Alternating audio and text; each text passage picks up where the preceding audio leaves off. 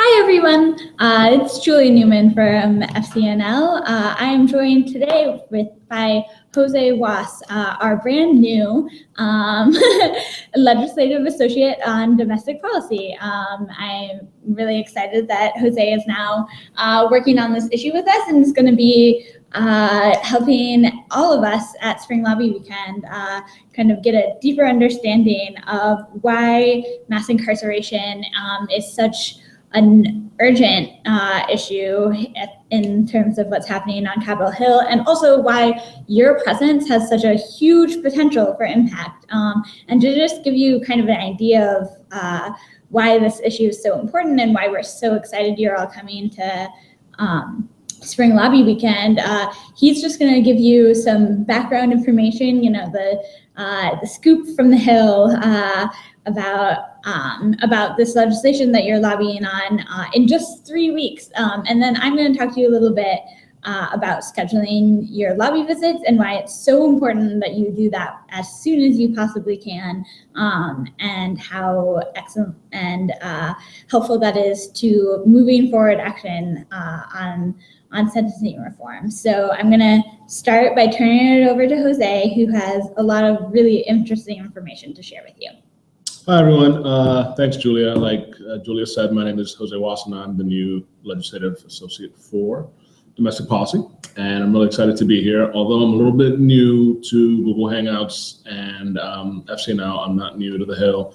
And I'm really excited to have all of you join us for Spring Lobby Weekend in March. And I have a few notes to share with you, if I didn't close my doc, to give you an update on what's going on the Hill with the two bills that we're advocating for. So just to start off, to make sure that we have a baseline, I'm sure that this is stuff that all of you guys know, but to give you kind of a quick civic summary, bills have to go both through the House and the Senate, through committees, and then to the floor. After that, they are passed and they can go to the president for signature. And where we are currently is we are advocating for two bills, one in the House, one in the Senate. The one in the House is the Sentencing Reform Act, and the one in the Senate is the Sentencing Reform and Corrections Act, SRCA. And usually we refer to the one in the House as SRA and the one in the Senate as SRCA. And currently, SRCA, the Senate bill, is more comprehensive than the bill in the House.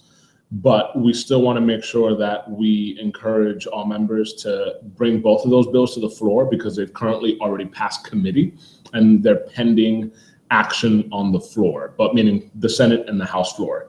The Senate bill, again, is SRCA and the House bill is SRA. But we are confident that once we pass SRCA in the Senate and SRA in the House will keep going with other bills that will make the package pretty much similar to what's in the Senate. And that will be the corrections piece that's missing from the House bill. That's kind of a rough summary of the difference, that SRCA doesn't have a corrections piece, meaning how the Bureau of Prisons works with inmates. So that's kind of the missing piece that we're going to add on. But obviously that'll be with your momentum coming here to lobby on SRCA in the Senate and SRA in the House. And just the lay of the land is, obviously Democrats and Republicans are both very important, but because Republicans control the chambers, they also control the committees and what comes to the floor. So that's why we here at FCNL are focusing a lot of our attention on giving extra attention to Republicans, because like I said before, Democrats are also important.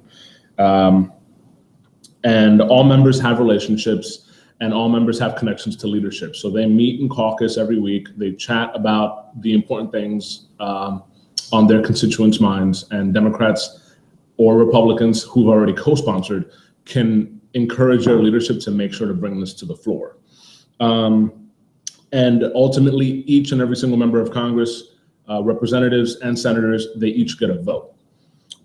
So why is it that your voices are so incredibly important?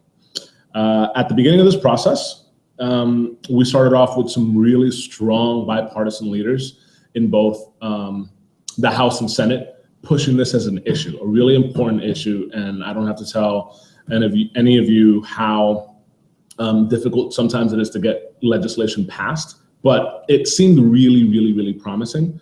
And it still is really, really promising that we're going to get this through, that we're going to pass sentencing reform to reduce the racial disparities that our system of mass incarceration encourages. Unfortunately, more recently, there have been a number of members of Congress, very few, I'd say less than 10, that have been bringing out these talking points that maybe 20 to 30 years ago may have made a little bit more sense, but today they just don't really have a lot of substance to them.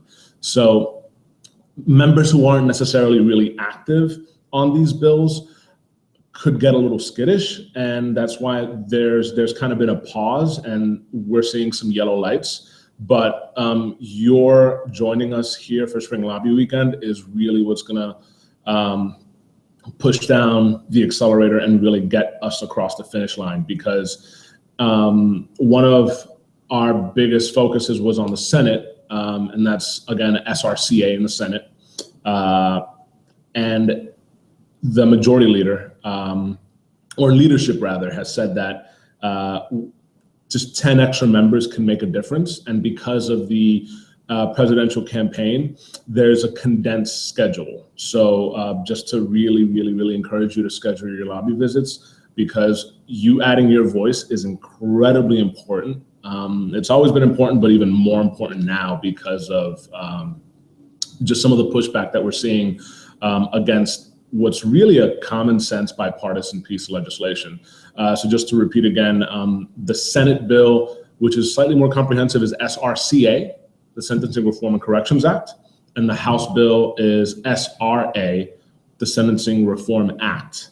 And there's one or two other bills that once we get those two bills across the finish line onto the floor for a vote, we're sure that we can pass the additional bill or two in the House to bring us up to speed with the Senate bill. But I can't stress enough how important it is to have you here in March for Spring Lobby Weekend and add your voices, because I read a lot about this stuff and I know it and I can go on the Hill, but what really makes a difference is when members of Congress, senators and representatives hear it back in their districts and back at home. So having you here is going to be incredibly helpful and really going to get us across the finish line to reducing mass incarceration. And I can't wait to meet all of you. Yeah, so really this big difference that you all can make by adding your voice actually does start with scheduling your lobby visit. That's because, offices are keeping track of what issues their constituents care about. And so if they're getting a visit request about sentencing reform, it means that that's something that their boss is going to be thinking about, that they're gonna know that sentencing reform is on their mind, and so they should be seriously considering their position on the bill.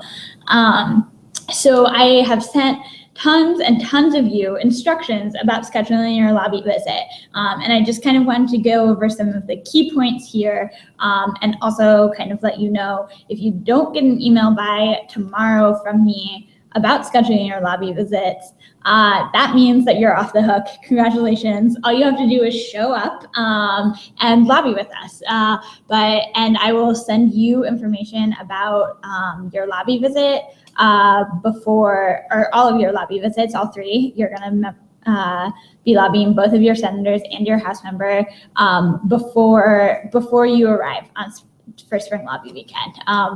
But if you did get these visit instructions, I really, really highly encourage you to, just start this scheduling process ASAP. I know that tons of you have, and I'm so excited and appreciative of the work that you've put in to scheduling this visit. But yeah, send it in, and if you've sent something in and you haven't heard back, follow up as soon as possible. I can't really emphasize enough how on the Hill, sometimes it's like the 7th time is the charm.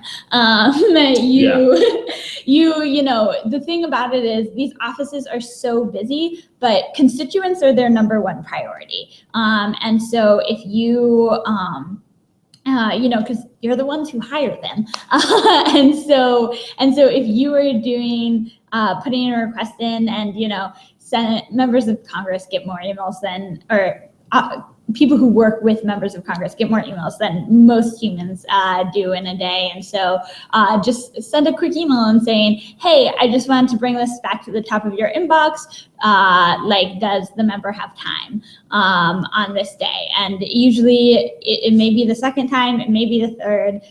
They will respond and they'll say, actually, yes, totally has this time. Or what the other common response is, hey, actually the member's totally booked that day. So sorry, but here's a member of his staff that you can meet with. And I've gotten this question a few times. To be clear, when you get asked to meet with a member of staff, say a resounding and excited yes.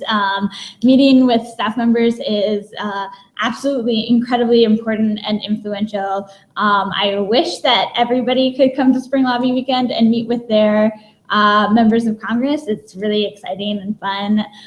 But meeting with staff is actually also incredibly important. And Jose can speak to this a little about why both member level and staff level visits are really important to the success of lobbying.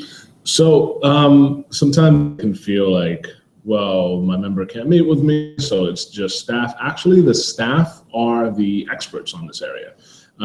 Obviously, you're going to be here, and your presence is really important because you are who they serve. You're a constituent, and you're bringing them information that they may not have, because not all these offices prioritize the same issues. But at the end of the day, that staff member is the subject matter expert in that office. So meeting with staff is just as influential as meeting with the member.